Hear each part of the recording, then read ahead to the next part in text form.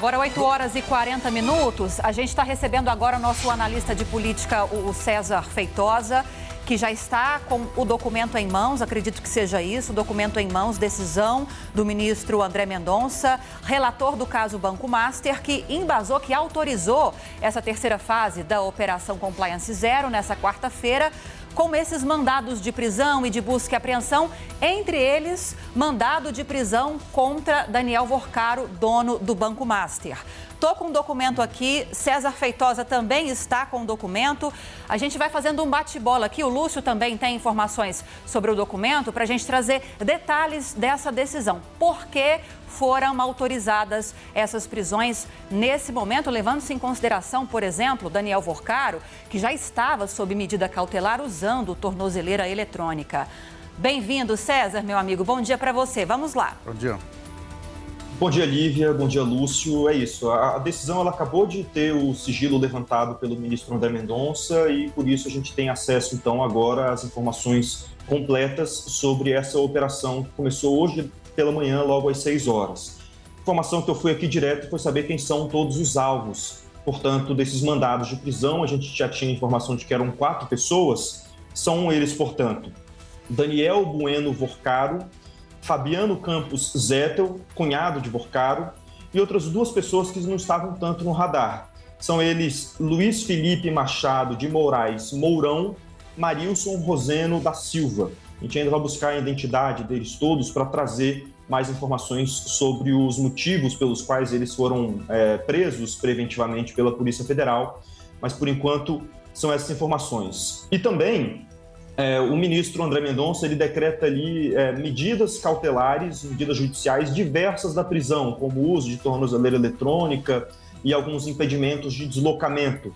E ele coloca ali, por exemplo, Paulo Sérgio Neves de Souza, Beline Santana, Leonardo Augusto Furtado Palhares, Ana Cláudia Queiroz de Paiva. Essas pessoas, entre elas ali, então a gente já tinha informação de que algumas dessas pessoas eram servidores públicos do Banco Central e que, por integrarem um grupo de conversas no WhatsApp chamado A Turma, junto de Daniel Worcaro, grupo esse que planejava ameaças, assaltos, inclusive, a quem ele considerava opositor político, inclusive jornalistas eram monitorados por esse grupo, por integrarem esse grupo de mensagens que planejava esses crimes, essas pessoas acabaram sendo, portanto, alvos desses mandados de busca e apreensão, de prisão e dessas medidas diversas da prisão, como o uso de tornozeleira eletrônica, proibição de manter contato com outros investigados, de frequentar o Banco Central ou locais onde outros investigados também estiverem,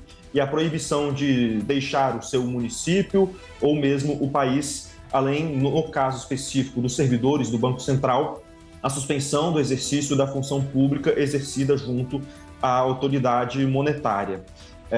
Por enquanto, são essas informações que eu consegui coletar aqui da decisão, mas a gente vai fazendo um bate-bola para tentar conseguir mais detalhes sobre essa operação de hoje, Lívia e Lúcio. Documento longo, César. A gente vai se revezando aqui para trazer as informações para a nossa audiência, enquanto os outros também vão se atendo a esse documento. São 48 páginas, ao que parece, pelo que eu consigo ver aqui de uma forma meio que superficial.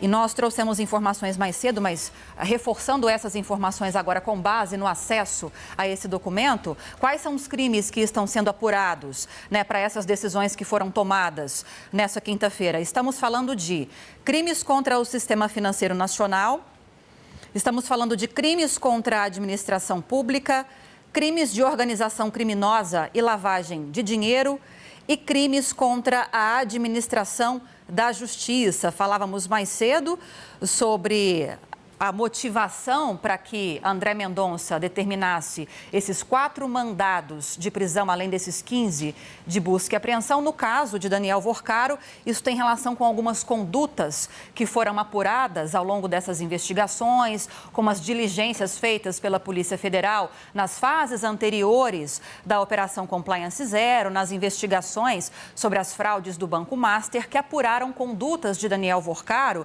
que estariam obstruindo o andamento das investigações, uma ação violenta contra outros investigados ou contra adversários, e que medidas cautelares, às quais Vorcaro já estava submetido, não seriam suficientes para que não houvesse danos, prejuízos às investigações. Lembrando que Vorcaro já estava utilizando, então, a tornozeleira eletrônica, além de outras ações, outras medidas cautelares. Agora, então, ele volta para a prisão aqui em São Paulo. Ele foi preso aqui em São Paulo, ele volta para a prisão, para a Superintendência da Polícia Federal. Lembrando que em novembro do ano passado, na primeira fase da Operação Compliance Zero, ele também havia sido preso, Lúcio. Lívia, as coisas começam agora, então, a ficar claras, né? O Daniel Vorcaro, ele estava com o celular apreendido, mas ele tinha um outro aparelho que estava sendo usado, no qual ele tinha um grupo chamado A Turma e no qual ele conversava com outras pessoas que estão sendo investigadas também. Eu queria destacar nessa operação de hoje, Lívia, entre os mandados de busca e apreensão está o Paulo Sérgio Souza. Ele é ex-diretor de fiscalização do Banco Central. Ele atuou no Banco Central entre 2019 e 2023, quando Roberto Campos Neto era presidente da instituição. Ele teria sido tirado desse cargo agora na gestão do Gabriel Galípolo. O Paulo Sérgio Souza, foi ele que assinou a autorização de compra do Banco Máxima pelo Daniel Vorcaro, banco que depois virou o Banco Master, né? O Daniel Vorcaro comprou o Banco Máxima e rebatizou como Banco Master. E tanto o Paulo Sérgio quanto um outro servidor que o César citou também, que é o Bellini Santana, os dois já estavam afastados das funções do Banco Central e os dois tiveram mandados de busca e apreensão em endereços ligados a ele. Não sei se são em São Paulo ou em Minas Gerais, né? Porque a operação abrangeu esses dois estados. Vamos ler um pouquinho ali da autorização para a operação, né? Lívia? Nós destacamos já quais são os crimes que estão sendo apurados. Em outro momento desse documento, do André Mendonça autorizando o cumprimento desses mandatos, o Lúcio trouxe agora alguns nomes, reforçou agora alguns dos nomes que estão nesses alvos de hoje da Polícia Federal, alvos, né, autorizados pelo André Mendonça. E aqui nesse documento, nessa decisão do André Mendonça, há algumas informações importantes que foram apuradas com base justamente nessas diligências e no andamento dessas investigações. Por exemplo, vou citar um trecho aqui. Daniel Vorcaro, sobre como deve se comportar em reunião, me deixa aqui só ajustar. Viu, Lívia, aqui. O ex-diretor do Banco Central é busca e apreensão, tá? Eu não sei se eu falei corretamente, mas é busca e apreensão. Olha, Daniel Vorcaro, sobre como deve se comportar em reunião com o presidente do Bacen. Mesmo sendo servidor do Bacen, Paulo Sérgio, que é esse nome que o Lúcio destacou para a gente agora, torna-se uma espécie de empregado consultor de Vorcaro para assuntos de interesse exclusivamente privado deste último. E há inúmeras mensagens transcritas nos autos entre Vorcaro e Paulo Sérgio nesse mesmo sentido. Então, fala um pouco dessa relação de Vorcaro com Paulo Sérgio. Nas mensagens de WhatsApp trocadas entre Daniel Vorcaro e Bellini Santana, também servidor do Bacen, percebe-se o mesmo tipo de relação que aquela verificada com Paulo Sérgio. Bellini também atua como uma espécie de empregado consultor de Vorcaro, ou seja, pessoas ligadas ao Banco Central, atuando como uma espécie de funcionário, de empregado, segundo as investigações, de Daniel Vorcaro. Em relação a temas, por exemplo, relacionados ao Banco Central. Também foi instado por Vorcaro, no caso Bellini, a emitir opinião sobre um ofício que o Banco Master enviaria ao departamento que ele próprio chefiava no Bacen. Tem muitos detalhes nessa decisão. Vamos chamar mais um dos nossos analistas de política que está chegando agora, o Eduardo Gayer, também teve acesso a esse documento de quase 50 páginas, ao que consta no documento que eu recebi, Gayer. E aqui a gente vai destacando os pontos mais importantes. Bem-vindo primeiro, meu amigo. Bom dia para você. O que você destaca para nós, então, para começar? Lívia, Lúcio, bom dia para vocês. Um documento que traz uma série de informações absolutamente relevantes. Você colocou, Lívia, muito bem, quem então? O Paulo Sérgio Souza, que era e que chefiava na época, ele era o chefe adjunto do Departamento de Supervisão Bancária, ele dava feedbacks para o Daniel Vorcaro a respeito de documentos que o próprio departamento dele iria analisar posteriormente. Esse é um fato trazido por você, mas vou trazer um outro gancho desse documento, dessa investigação, que é a organização criminosa que estaria sendo formada para intimidar jornalistas e também intimidar qualquer pessoa que ali estivesse investigando ou apurando a situação do Banco Master. Isso estava sendo combinado dentro desse grupo A Turma, que tinha uma pessoa de nome, vou até que pegar o nome correto, Luiz Felipe Machado de Moraes Mourão, que era conhecido como Felipe Mourão ou Sicário, o que já dá uma dica